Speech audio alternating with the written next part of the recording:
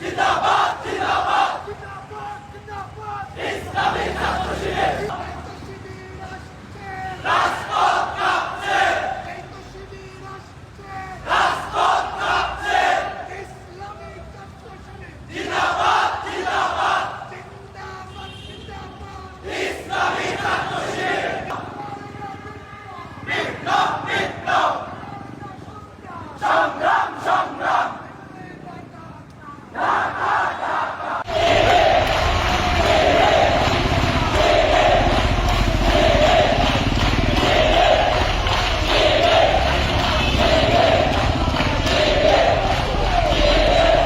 আপনারা লক্ষ্য করেছেন আজকে রাত্রি 10টার পরে এই যে আমাদের নেভি কনভেনশন হলে আওয়ামী লীগের অসংখ্য নেতৃবৃন্দ, ছাত্রলীগের নেতৃবৃন্দ বিভিন্ন প্রোগ্রাম নামে তারা সংগঠিত হচ্ছে এবং সারা বাংলাদেশকে অস্থিতিশীল করার রাজনীতি কায়েম করার চেষ্টা করছে।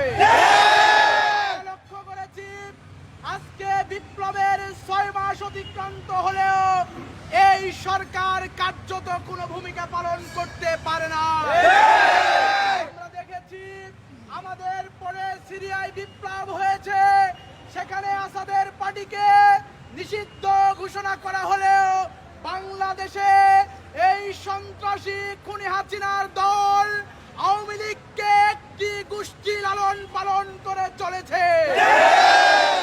আমরা বলেছিলাম শুধু ফল নিষিদ্ধ করলে হবে না, এই গাছকেও নিষিদ্ধ করতে হবে।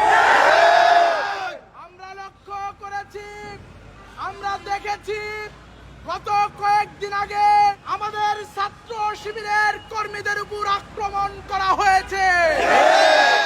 আমরা লক্ষ্য করেছি দেশের বিভিন্ন জায়গায় সমন্বয়ক যারা ভূমিকা পালন করেছে তাদের উপর আক্রমণ করা হলেও প্রশাসন কার্যত কোনো ভূমিকা রাখে না।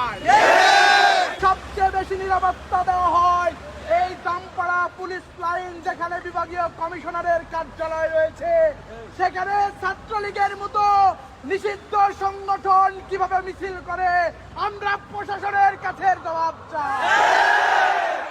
একটি নিষিদ্ধ সংগঠন হওয়া সত্ত্বেও গতকালকে পুরো চট্টগ্রামে তারা লিফলেট বিতরণ করেছে। প্রশাসন মাত্র কয়েকজনের বাইরে নেতৃবৃন্দকে গ্রেফতার করতে পারে না। আমরা বলতে চাই ইসলামী ছাত্র শিবির ঘুমিয়ে যায় নাই। আমরা বলতে চাই আপনারা অগ্নিবাদে আগ্নেয়গিরি দেখেছেন, কিন্তু আগ্নেয়গিরির অগ্নুৎপাত দেখেন না। আপনারা টর্নেডোর নাম শুনেছেন, কিন্তু ছাত্র শিবিরের টর্নেডো দেখেন না। আমরা পরিশেষে বলতে চাই এই নিষিদ্ধ সংগঠন ছাত্রলীগকে যেখানে পাবেন সেখানে গলাধুলাই দিয়ে প্রশাসনের হাতে তুলে দিন।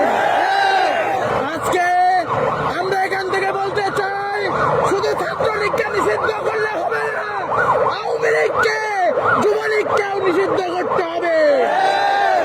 অন্যথায় ছাত্র শিবির রাজপথে নেবে, যেভাবে জুলাই বিপ্লবে ভূমিকা রেখেছে একইভাবে ভূমিকা রাখবে এবং ছাত্রলীগকে নিশ্চিহ্ন করে ছাড়বে ইনশাআল্লাহ।